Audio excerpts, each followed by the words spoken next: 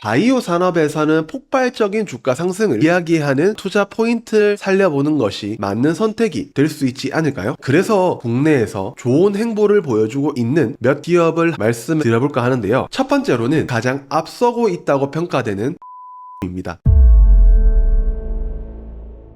안녕하세요, 대건남자입니다. 불이 붙었습니다. 저는 제 지방에 불이 좀 붙었으면 좋겠는데요. 치매 5천만 명 시대, 심혈관 질환자 5억 명 시대, 그 다음에는 10억 명의 시대가 저는 열릴 거라고 생각을 합니다. 아니, 열렸습니다. 바로 제 배에 있는 비만 시장입니다. 2022년 전 세계 비만 인구가 10억 명을 돌파를 했으며, 비만이 당뇨, 심장병이나 더 다른 질병을 심각하게 만드는 씨앗이라 고 불리는 만큼 바이오나 제약 시장도 비만 치료 분야에 대해서 본격적으로 뛰어들고 있는 상황입니다. 한 증권사 리서치에 따르면 비만 치료제 시장은 작년 60억 달러, 우리나라 돈으로 약 7조 원 규모였지만 2030년 기준으로 1000억 달러, 그러니까 우리나라 돈으로 131조 원 규모로 성장할 것으로 예상이 되고 있는데요. 7년 동안 약 16.5배 성장을 한다는 것인데 정말 어마무시한 성장이 아닐까 생각이 듭니다. 이 성장을 증빙하고 있는 대장주는 미국의 일라이 릴리, 그 다음 덴마크의 노보노디스크, 이 주가가 증명을 하고 있다고 생각을 합니다. 비만 치료제 글로벌 제약사 일라이 릴리의 주가는 젯바운드라고 불리는 치료제 하나로 테슬라 시가총액을 뛰어넘고 미국 시총 상위 9위에 이름을 올렸습니다. 삭센다, 위고비의 노보노디스크는 작년 9월부터 유럽 시가총액 1위를 지키고 있는 상황이기도 하고요. 그러면 우리는 글로벌도 좋은데 국내 비만 치료제, 즉 국내 비만 질환자에 대해서 우리에게 맞는 치료제를 개발해야 되지 않을까 생각이 저는 들었습니다. 시중에 과거부터 여러가지 비만 치료제가 있었습니다만 아직까지 그 효과가 획기적으로 입증이 되었다거나 테스트가 된 약은 국내에 저는 없다라고 감히 생각해 볼 수 있는데요. 일라이 릴리의 젯바운드, 노보노디스크의 삭센다, 글로벌리하게 너무 좋아지고 시총도 유럽 1위, 테슬라 시총도 따라잡고 이런 거 다 알겠는데 말이죠. 유럽 북미 지역 사람들이 효과가 있다고 한 것이지, 크게 보면 동양인, 작게 보면 한국인에게 그 비만 치료제가 맞다 아니다라고 판단을 하기에는 저는 사실 조금 무리가 있지 않을까라는 생각입니다. 그래서 우리는 시장 조사 기관의 리서치 자료를 보면 2018년 960억 원 수준이었던 국내 비만 의약품 시장 규모가 2030년까지 7253억 원으로 약 12년 동안 7배가 성장하는 이 시장에 대해서 충분히 국내 기업들에게 기회가 있다고 생각을 해보는데요. 그리고 국내에서 어느 정도 입지를 다져주는 바이오 및 제약사들이 있다면 그때는 해외 기업들과의 전략적인 제휴, 그리고 라이센스를 계약하는 등의 바이오 산업에서는 폭발적인 주가 상승을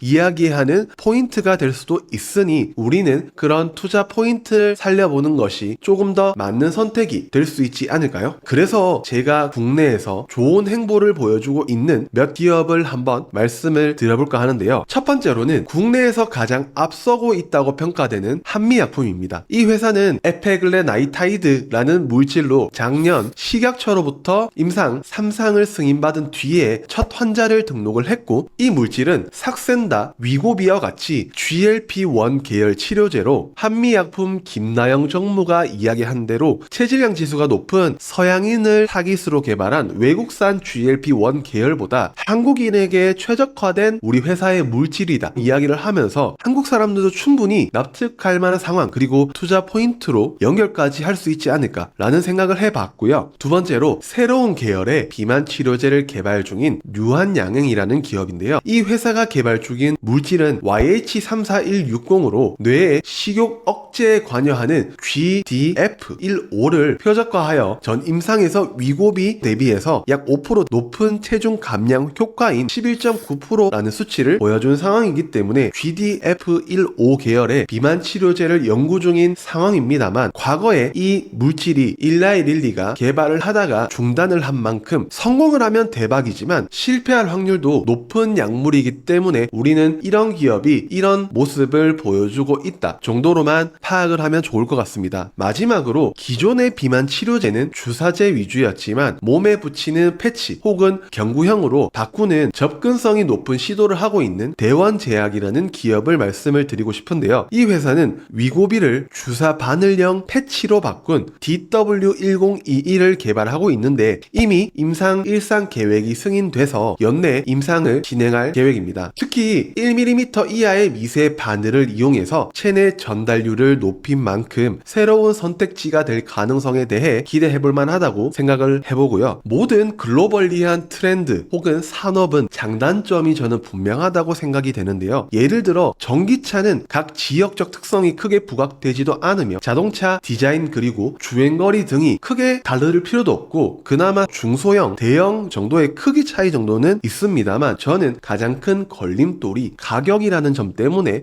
사람들이 쉽게 접근하기는 힘든 산업 중에 하나며 반면에 비만 치료제는 지역적 특성이 부각될 가능성이 높으며 체형에 따라 또 인종에 따라서도 한미약품 전문님의 말을 인용해보면 체질량 지수가 국내 사람들과 차이가 크게 있는 상황에서 과연 그들에게 맞는 치료제가 한국인의 체형에 맞을까라는 의문에 대해서 저도 공감을 하는 상황이기 때문에 모든 지역에서 공통적으로 사용할 만한 치료제인가에 대해서는 의문이 있는 것이 사실입니다. 단 가격이 생각보다 그렇게 비싸지 않기 때문에 접근성이 좋으며 더해서 모든 질병의 원인이 되는 비만이라는 씨앗과 같은 질병으로 인해서 파생되는 혹은 더 악화되는 질병들이 나오고 있기 때문에 고령화 사회 그리고 삶의 질이 높아질수록 사이클을 타기보다는 꾸준한 수요나 현재보다 미래가 덜 밝은 증가를 예상해 볼 수 있는 분야라고 생각이 됩니다. 앞에서 말씀드린 대로 사이클을 타던 타지 않던 그리고 미래에 증가할 수밖에 없는 분야이던 간에 주가적인 측면은 조금 달라질 수도 있습니다. 영원히 시세를 주는 주식은 없습니다. 현재 엔비디아, 노보노디스크, 일라이 릴리도 그 다음에 과거의 테슬라도 영원한 대장은 없다는 것을 우리는 확인을 했기 때문에 그 시기를 정확히 예측을 하는 것은 우리가 할 일은 아니고요. 적당히 분할로 줄 때 먹고 나와야 한다고 생각합니다. 현실과 주가의 괴리는 항상 있다라는 점을 꼭 명심을 하시고요. 영상에서 말씀드린 부분을 참고하시어 공부를 해보시면 저는 여기에서도 꽤 괜찮은 투자 포인트가 있을 거라고 생각을 합니다. 그래서 이번 영상은 비만 치료제 관련 영상이었고요. 다음 영상에서 뵙겠습니다. 안녕.